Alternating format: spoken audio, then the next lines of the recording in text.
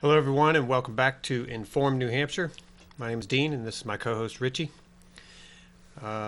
We're broadcasting every Monday evening on Manchester Public Television Channel 23 at 6:30 p.m., as well as Thursday, 7:30 a.m., Saturday, 9 a.m., Sunday, 2 p.m. We also broadcast the show on YouTube. Our YouTube channel is called Inform New Hampshire. So feel free to look us up there and subscribe to our channel if you have the opportunity and so inclined. For those of you who've missed our past shows, we are bringing you the news and information that you won't find in the mainstream media. Richie and I believe that the country is in great peril for a number of reasons. As you go further up the food chain of command and control, it all becomes one reason. So today we're going to do a show on the court systems in our country. And just to start it off, I want to read you a little bit of this document that I have, which you can research on the internet if you want to Google search or do a Yahoo search on this. It's called Americans Murdering Their Judges and the U.S. Crisis of Judicial Corruption. For those of you on YouTube, I will put a link up above so you can click on it. So it starts out in the headlines are the appalling news stories of Americans carrying out murderous attacks on judges and their families. In a matter of days, one judge was shot and killed in his own courtroom, while another judge had family members brutally murdered in their home. These stories are, however, related to another news story, which is the most taboo subject of the mainstream media: the expanding crisis of corruption among American judges and lawyers. At question is whether the deepening despair of Americans about their own legal system is fueling some of these violent attacks on judges. Much is written now about how America's economy is resembling that of a banana republic, given how America is sunk into preposterous debt and how the U.S. dollar currency is sinking towards a possible collapse in the near future. But there is another way that America also, like a banana republic, in that its legal system, contrary to its Hollywood image, has become a sink well of secret proceedings, the jailing of the innocent, and political misconduct, and how it is sullied with documented corruption, fake trials, and court fraud. These facts are not generally understood because of how judicial corruption is the most unreported news story in America, in the American landscape.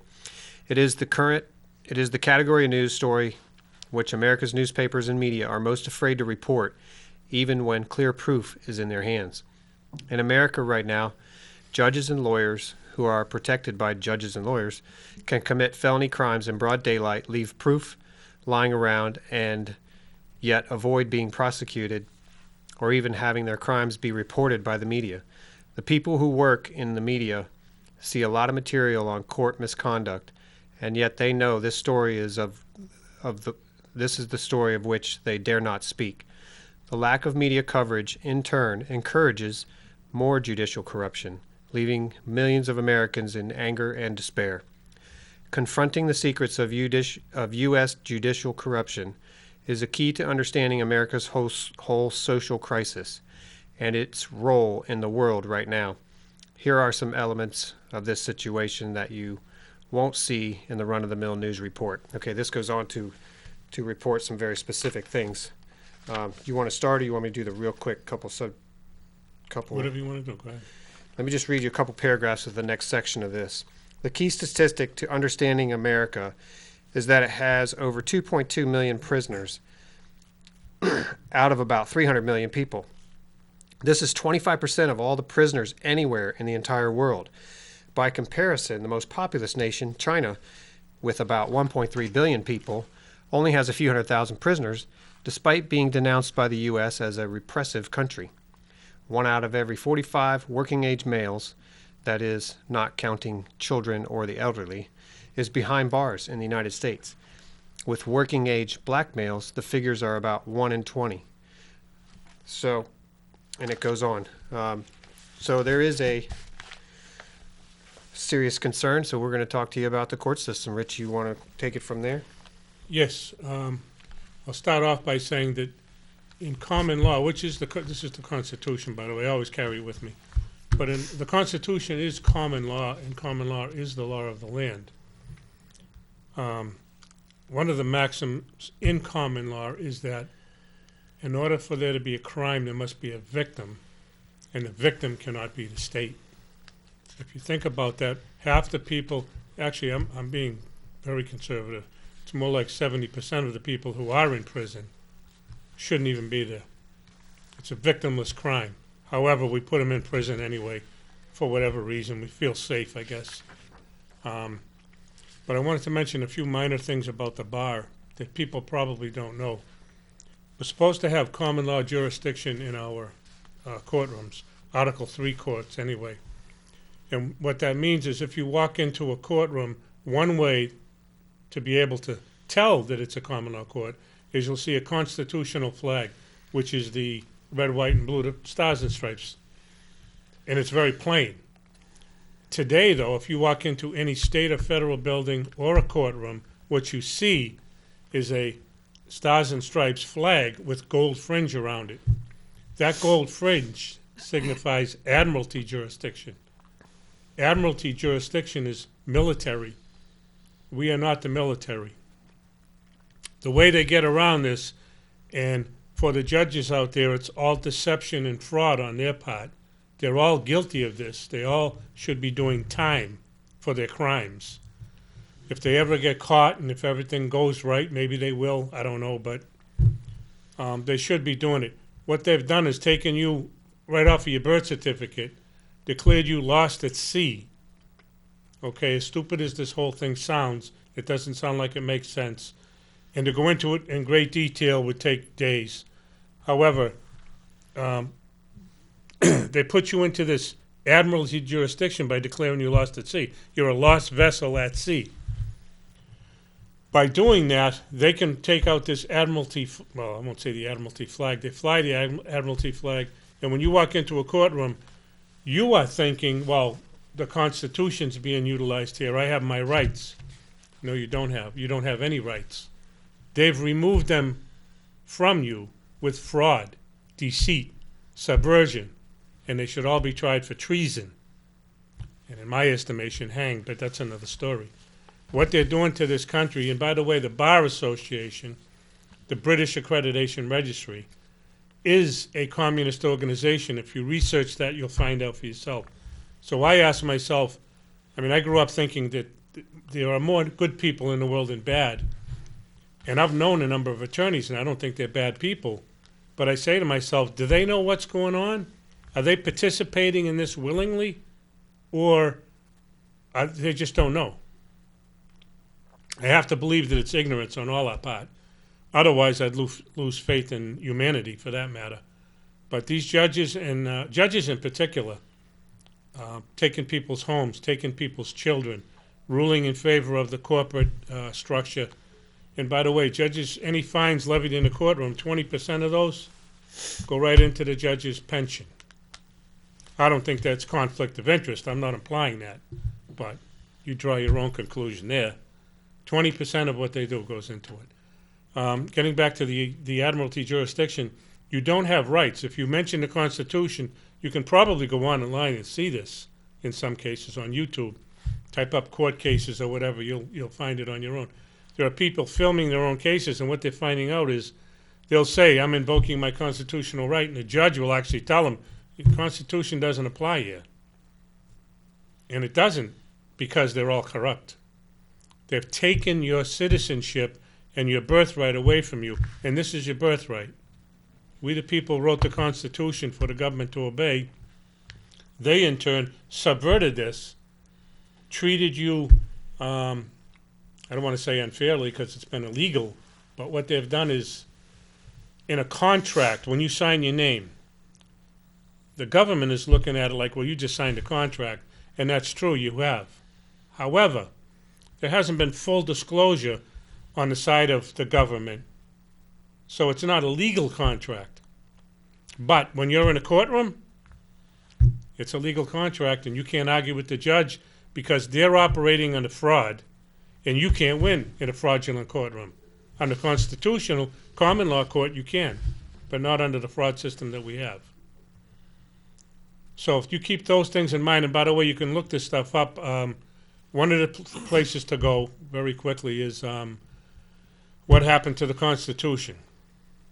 Great document. I think the guy who did it, a very young kid, did it, offered all the supporting documentation to you. You can go look it up for yourself. Don't take anything for granted. Don't believe what I'm saying, or Dean, or even on these videos, these documentaries. Go look it up for yourself. You find them to be true. You'll also find out that our country's not too far from going down the toilet. It's up to you to find this out. It's up to you to get behind people who are trying to do the right thing. National Liberty Alliance is one. Align yourself with them. And I'm not here to recruit members. I'm here to save America. But the National Liberty Alliance has that vessel. I hate to use that word. That tool. So get behind us and let's get it done quickly. And I'll turn it back to you, Dean, if you have anything else. Well, I know you have something else. Well, I am here to recruit members, so come join National Liberty Alliance. Well, as Richie was saying, at the founding of this country, the Constitution for the United States was a common law document. Now, it wasn't a new concept. There were many preceding documents in Britain under the kings that came before the Constitution that encompassed much of what is in the Constitution. Certainly one of the most heard about is the Magna Carta in 1215. Because it's a common law document, this country is a common law country. So you, as a person in this country or a citizen of your state, you are supposed to be in a common law country where you're held accountable by common law. So like Richie was saying, what the British did, and in particular shortly after the Constitution for the United States was created, I think roughly 12 years, there was only 12 years where they switched the Constitution, but they created, they kept their hands in the mix and held on to the jurisdiction of the sea. The jurisdiction of the sea is Admiralty Court, Admiralty jurisdiction. So somehow they've managed to pull all of our courts into this Admiralty jurisdiction. So when you get a traffic ticket and you walk into a courtroom, and like Richie said, you see a flag that has a fringe on it, you're walking into a trap, because where you are supposed to be held accountable only for a crime, which means that there has to be an injured party, you are now being held accountable for a violation of a statute which only applies to military or government employees, but somehow they've hoodwinked our entire population into thinking that it applies to us. And there's many ways that they trick us. They use a secret language, as we've talked about before, called legalese. They use common English words that have meaning in their duplicitous operation. They'll say things like, "Do you understand the charges against you today?" And you might think you're answering, "Yes, I comprehend the charges," when in fact he's really asking, "Do you stand under my authority and jurisdiction? Do you submit voluntarily to my jurisdiction and become my subject?" So it's a trick, and it's nasty. It's horrifying. They are taking our wealth, our freedom, our prosperity. They are racketeering the entire country in many different ways. And as we've said before, particularly last week's show, they operate as a corporation. The courts do. And they are revenue collecting machines, the judges as well as the police force. So we're in a bind. We're in a tough situation. It takes a very skilled and learned, educated person to be able to walk into a courtroom and evade that jurisdiction, holding themselves as a man on the land under common law. And we've seen it a few times on YouTube with some of the successes, but 99.9% of the time, those who try do not succeed. The judges are very crafty at keeping their control. And they don't want the word to get out. They don't want people to see successes where you can stay under common law. Did you have something you want to interject here? Yes, quite a bit. Actually, I wanted to challenge judges out there. If anybody knows a judge, you got a relative in your family that's a judge, Assuming they're going to clear this with Dean, but I'm saying it, I would love for a judge to come on this show with us and debate the issues, because I don't believe all judges and lawyers are evil. There is good and bad in everything.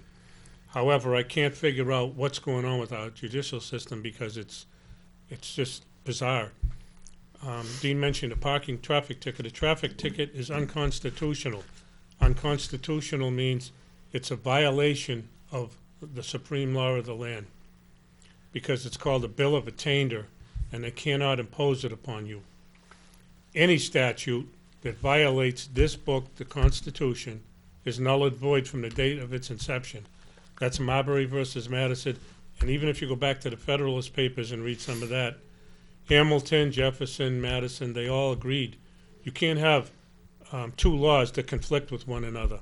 So if one law conflicts with this law, which is the supreme law of the land, it's null and void. It's not operational. So, for example, they tell you you need a permit to carry a gun.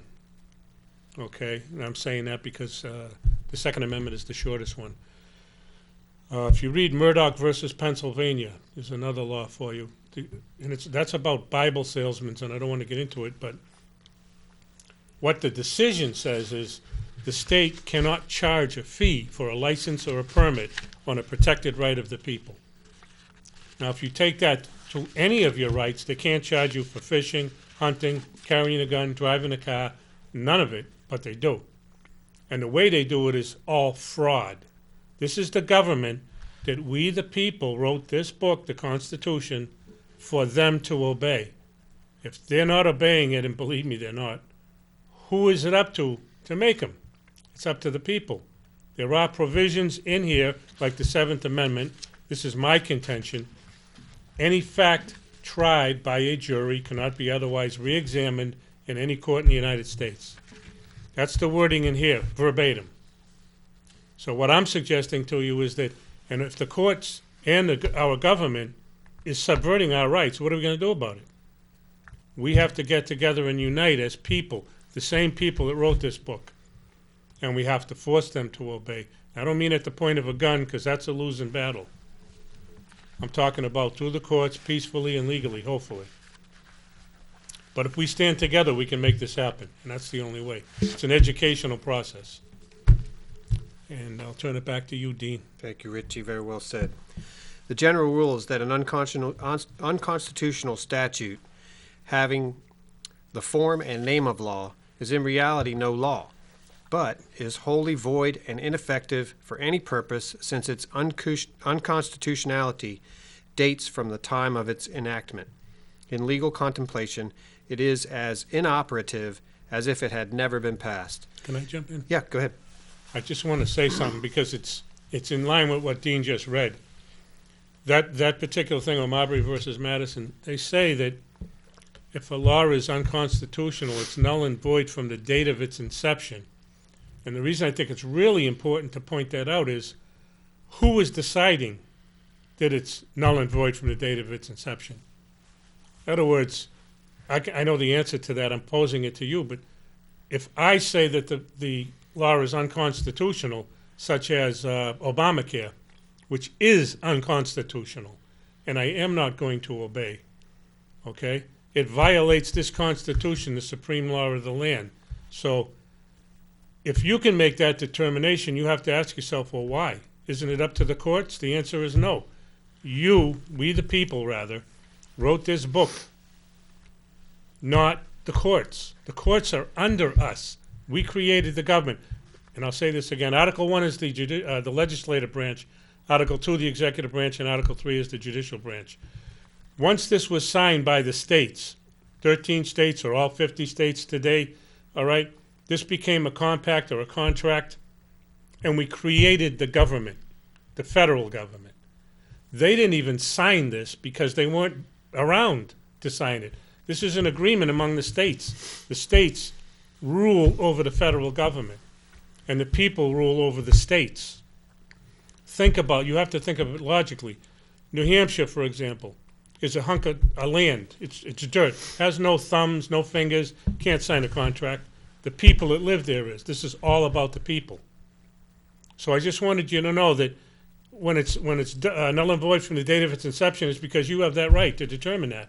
Now, a court has to back you up to make sure it's valid, but it's not a judge. It's a common law grand jury that determines that. Okay, I'll turn it back to you, Dean. All right. Since since an unconstitutional law is void, the general principle follows that it imposes no duties, confers no right, creates no office, bestows no power or authority on anyone, affords no protection, and justifies no acts performed under it. A void act cannot be legally consistent with a valid one. An unconstitutional law cannot operate to supersede any existing law. Indeed, insofar as a statute runs counter to the fundamental law of the land, the Constitution, it is superseded thereby. No one is bound to obey an unconstitutional law, and no courts are bound to enforce it. Conclusion is, all rights are protected by due process, which is the restraint upon government. It is the duty of the sheriff and the U.S. Marshal to make sure due process is met before incarceration and to recognize when it is not. All village, town, and city courts which proceed according to statutes are not common law constitutional courts. Any state or federal court proceeding upon statutes instead of law are acting under the color of law, and all officers in such courts are acting in concert and are guilty of felony conspiracy. It is the duty of the constitutional law enforcement officer, aka the sheriff or U.S. Marshal, to arrest the officers acting under color of law and to seek an indictment. Failure to do so is felony rescue. I guess we should notify Sheriff Hardy. I think we should notify all the sheriffs in New Hampshire, because I have been attempting to get in touch with them for over a year and a half, simply to tell them the information that we're bringing out here. And this is very, very well thought out and researched information. So sheriffs, you guys up in New Hampshire, if you'd still like to talk to me, I'd be happy to do that. But right now you're guilty of felony rescue by not abiding by the law. This is the law. You should read it. Thank you. Yep. Most of this that I'm reading to you now is coming from National Liberty Alliance, and this information has been sent out to all of our sheriffs throughout the country. And by the way, Richie is running for sheriff of Hillsborough County, and as I said last week or week before, Richie is a very principled and highly integrous person, and we can count on him to keep his oath. You know, many of those people that give their oath think nothing of it, and then they just fall into the peer pressure of the system, when in fact Richie would never do that. And so Richie has my vote. I hope you'll have your vote as well. All laws, rules, and practices which are repugnant to the Constitution are null and void if any statement within any law which is passed is unconstitutional. The whole law is unconstitutional. That's Marbury versus Madison. Where rights secured by the Constitution are involved, there can be no rulemaking or legislation which would abrogate them. That's Miranda versus Arizona, and I got one more here. Statutes which would deprive a citizen of the rights of property, rights of person or property without a regular trial, according to the course and usage of common law, would not be the law of the land. Hoke versus Henderson.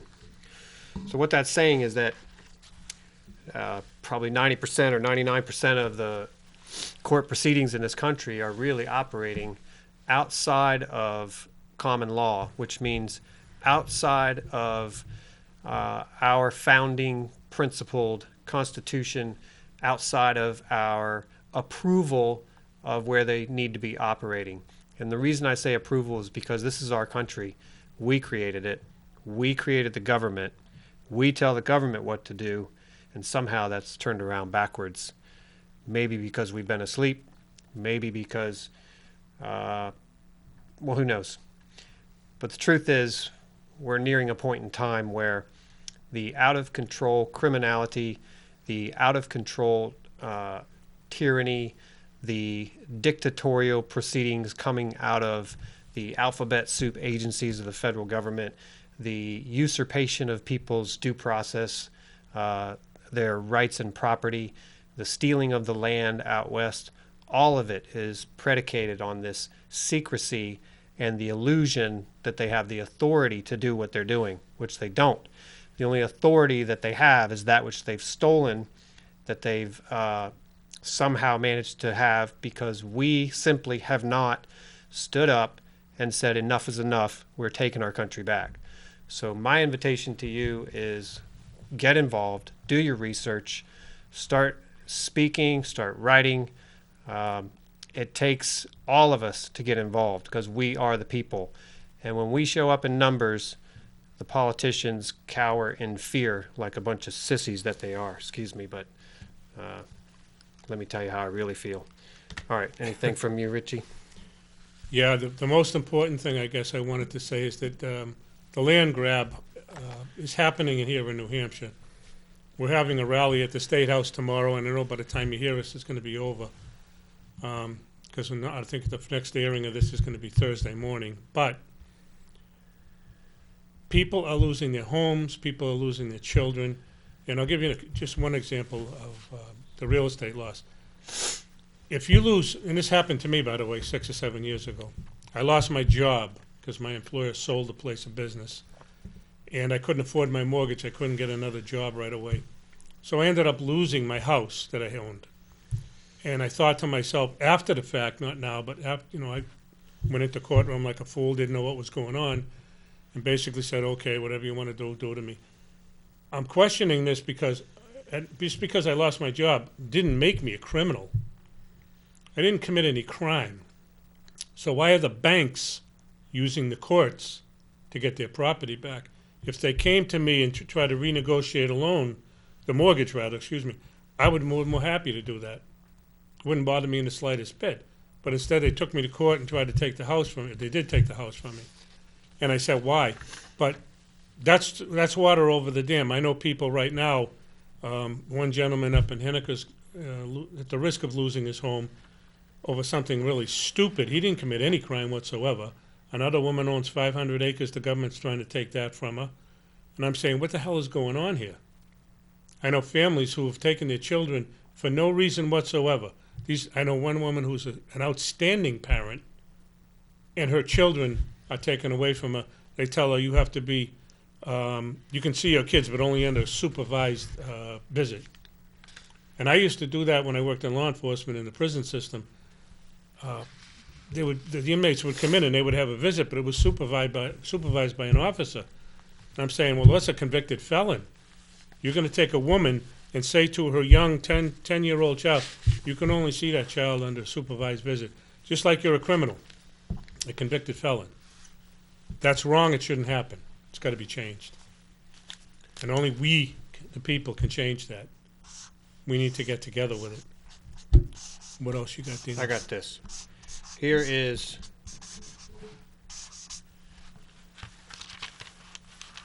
this is me. I don't know if you can see that, but it's Dean Kern. Capital D, capital K. Shadow. This is the shadow me. Straw man. The government creates this. That's who's going to court when you go to court. That's who they're prosecuting. Just wanted to point that out. I can't say much about it because I'm running out of time here. We got less than 2 minutes. Do you want to give out the website for Jerry DeLemus real quick? Oh, yeah.